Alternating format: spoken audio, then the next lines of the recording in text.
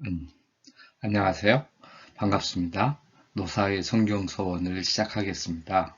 오늘은 요한복음 1장 35절에서 41절 말씀인데 어린 양 신학과 반석 신앙으로 살펴보도록 하겠습니다. 먼저 본문을 읽겠습니다.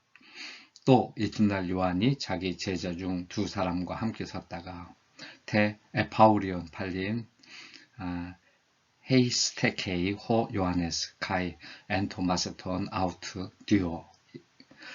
그 다음날 에파우리온 다음날 다시 섰다 이거지요. 히스테미라는 기본 동사인데 요한이 섰습니다. 그리고 그의 제자들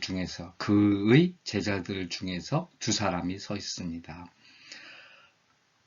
36절 말씀입니다. 예수께서 건의심을 보고 말하되 보라 하나님의 어린 양이로다. 카이 엠블레프사스토 예수 페리파툰티 레게이 호데 호 암노스투 세우. 엠블레포 바라보다 둘러보다 이런 뜻이거든요. 예수님을 보고, 그런데 이 예수님이 뭐하고 계시냐면 페리 파툰티 이래서 페리파카오 이래가지고요 주변을 돌아다니시는 거예요. 그러니까 주변을 거니시고 있는 현재 분사죠. 예수님을 바라보고서 말을 했어요. 보라 하나님의 어린 양이로다. 두 제자가 그의 말을 듣고 예수를 따르거늘 카이 에쿠산 호이디오 마스타이 아우트 날룬토스 카이 에쿨로세산 토 예수. 또한 들었다 에쿠오. 그의 두 제자가 들었어요. 말하는 것을 들은 거죠. 이 두 제자가 그가 말하는 겁니다. 그가 말하는 것을 듣고서 예수를 쫓았더라. 아굴레세오. 예수께서 돌이켜 그 따르는 것을 보시고 물어 이르시되 무엇을 구하느냐. 이르되 랍비여 어디 계시오니까 하니 랍비는 번역하면 선생이라. 스트라페이스데호 예수스카이 세아서메노스 아우투스 아굴로순타스 레게이 아우토이스 티 제테이테 호이데 에이판 아우토 랍비 호 레게타이 메스메르메뉴메논 디다스칼레 푸 메네이스. 스트라포 이런 뜻이거든요. 돌아섰다. 예수님이 돌아섰어요. 그리고는 막 보셨어요. 그들을. 요게 이제 현재 분사죠. 그들을 따르고 있는, 이거 아쿨루세우 그럼 뒤따르다거든요. 뒤따르고 있는 그들을 바라보시면서 말씀하셨어요. 일종의 분사구문이죠. 그들에게 말씀하셨어요. 여기에 복수 2인칭 주어가 들어가 있거든요. 너희는 뭘 찾니? 이런 뜻이죠. 그들이 대답했어요. 여기 안 나와도 그들이 됩니다. 요것만 가지고 그에게 말을 했어요. 라비, 영어에서는 라바이 이러잖아요. 선생님, 랍비요. 근데 요것은 관계대명사예요. 그것은 번역된다. 말해준다. 레게타이. 번역하면은 선생님이라고. 번역되어서는 선생님이라고 말해주는 거다. 라바이. 어디 계십니까? 당신은 요 안에 유가 있거든요. 어디 계십니까? 이렇게 물었습니다. 예수께서 이르시되 와서 보라. 그러므로 그들이 가서 계신 데를 보고 그날 함께 거하니 때가 10시쯤 되었더라. 레게 아우토이스 엘케세 카이 옵세세 엘센 운 카이 에이단 푸 메네이 카이 파라호트 에메이난 텐 헤메란 에케이넨 호라 엔 호스 데카테. 그가 주어가 생략됐거든요. 예수님이 그들에게 말씀하셨어요. 너희 와라 명령형 그리고 봐라 호라오 봐라. 요거는 이제 직설법 과거의 완료죠. 그들이 와서 그러자 와가지고 봤어요. 그가 어디 계신지를 봤어요. 그리고는 그와 함께 머물렀어요. 그날에 이거죠. 헤메라 날이거든요. 그날에 호라 때는 10시 같았다. 호스, about 이런 뜻이죠. 10시 경이었다. 때가 10시 경이었다. 요한의 말을 듣고 예수를 따르는 두 사람 중에 하나는 시몬 베드로의 형제 안드레라 엔 안드레아스 호 아델포스 시모노스 페트루 헤이스 엑톤 디오 톤 아쿠산톤 파라 용안누 카이 아쿨루세 산톤 아우토. 이거는 에임이거든요. 안드레이었더라 이 말이죠.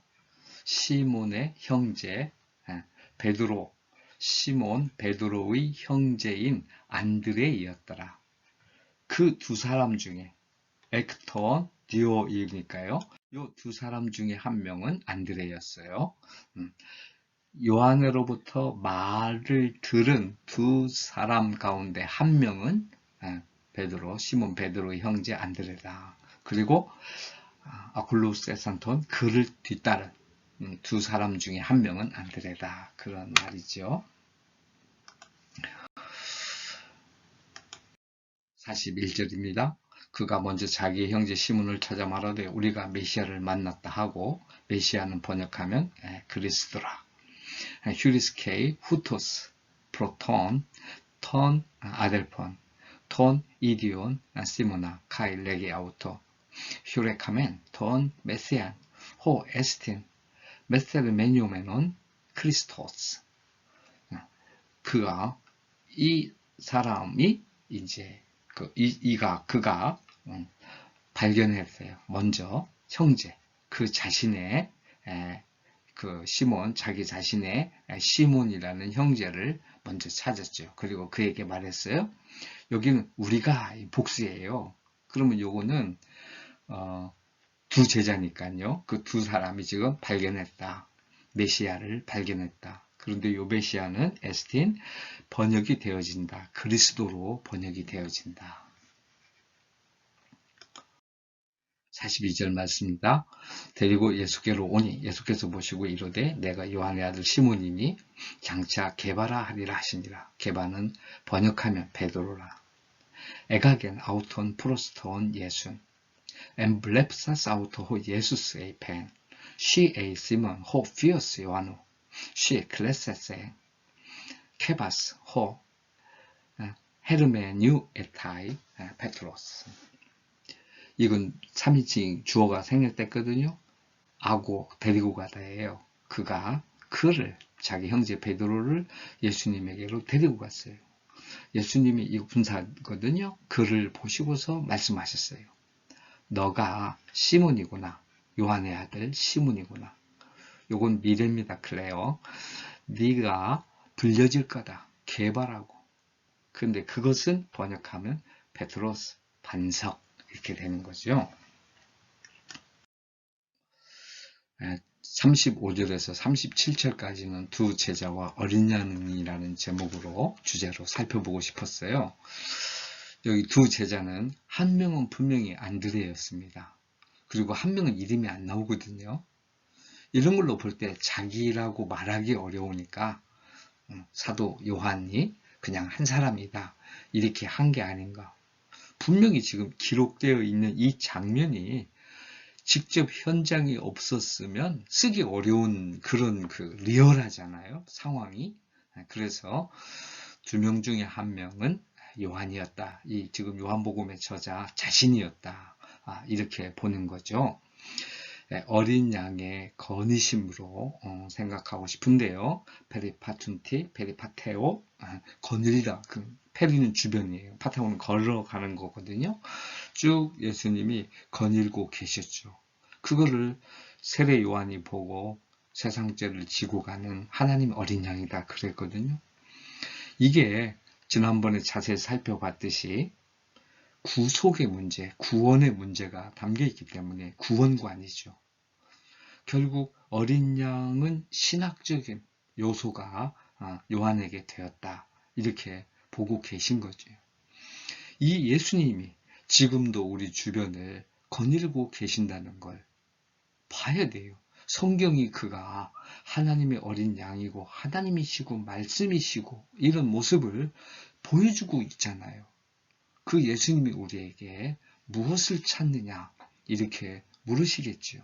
그럼 우리는 이들처럼 듣고 따르는 사람이 되어야 하는 거죠. 성경 내에서 요한복음만 하더라도 지금 우리가 예수님을 따르지 않으면 안 되는 그런 가르침을 베풀고 계시는 거죠.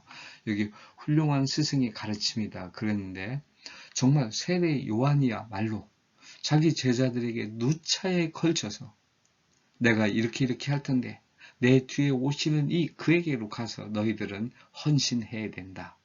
이런 가르침을 베푼 거지요.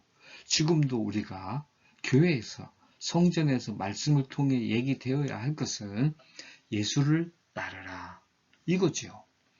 12 제자가 모여서 많은 전도를 하고 열심히 애썼지만 그들도 예수님을 따랐을 뿐이고 그 제자들을 통해서 전도를 받은 그 사람들도 마찬가지로 예수님을 따른 것밖에 없잖아요. 두 제자가 어린 양과 함께 했듯이 그렇다고 세례 요한을 잊어버렸습니까? 아니잖아요. 이렇게 사도 요한도 세례 요한의 행적을 자세하게 진솔하게 기술해주고 있단 말이죠. 우리가 제자가 된다는 건 어린 양을 따르는 것이다. 성경은 이 어린 양을 하나님 어린 양으로 창조주로 온갖 지혜와 권능을 지닌 분으로 알려주고 계신단 말이에요. 거기 거하다. 무엇을 구하느냐? 티제 데이테. 너희가 무엇을 찾느냐?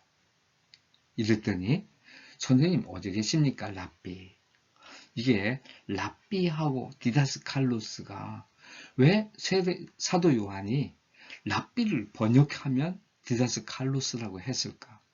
여러분 나중에 더 자세히 살펴보시고 하고요. 제가 이제 찾은 바에 의하면 공부한 바에 의하면 랍비는 율법을 가르치고 율법 해석하는 데 제한적이에요. 그런데 이 디다스칼로스는 그 당시 사용되어진 디다스칼로스의 의미는 다양한 연령층을 가르치는 선생님이고요. 심지어는 음악 지휘자, 기술을 가르치는 분도 디다스칼로스가 되는 거죠. 그러니까 사도 요한은 예수님이 랍비, 엄숙하고 율법적인 게 아니고 다양한 계층을 만나는 그런 선생님이시다. 이렇게 예수님의 의미를 확대했다라고 보여지는 거지요.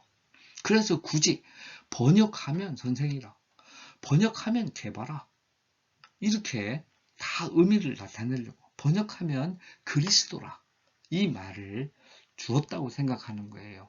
요한복음에서 앞으로 계속 만나지는 거 38년 된 병자, 사마리아에서의 여인, 가늠하다 현장에서 잡힌 여인, 그 모든 사람의 죽은 나사로 다 그들에게 선생님이 되신 거죠. 예수님은 디다스칼루스인 거죠.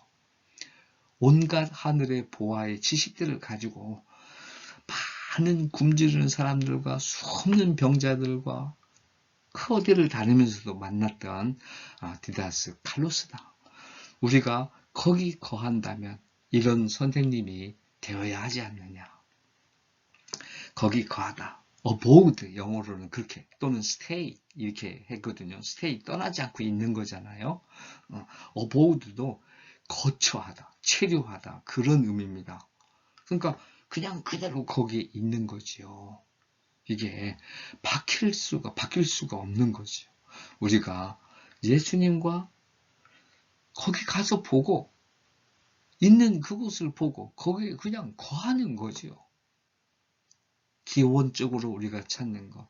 인류에게 살 수 있는 길은, 영원히 살 수 있는 길은 건강이라든가 돈이라든가 지식이라든가 무슨 뭐 운동이나 예술의 뛰어남이라든가 이런 게 아니지 않습니까?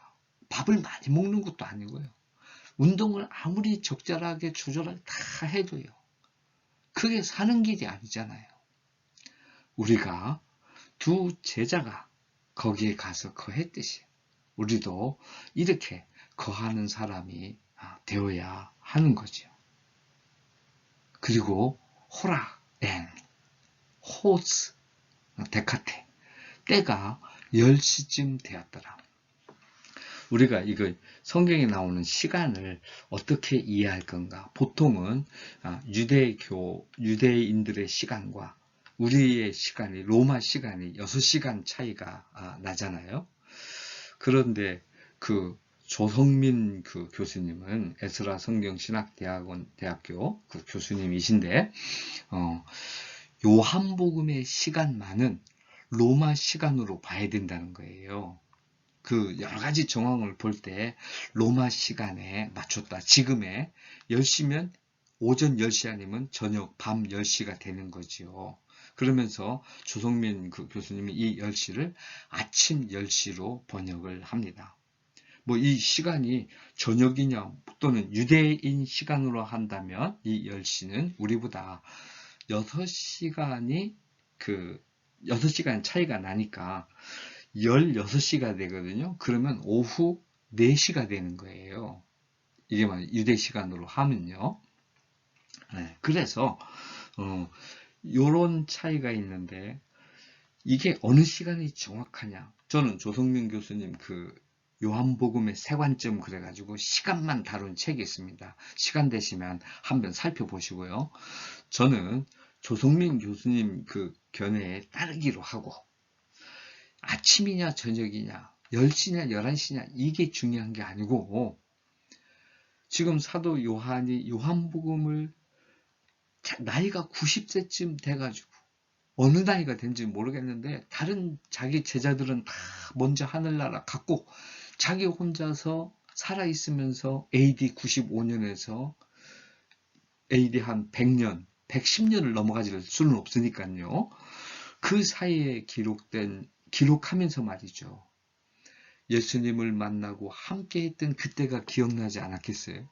늘 가슴에 사무쳐 있었겠죠. 그 만났던 때가 막 힘들고 어려울 때마다 그랬을 거 아닙니까?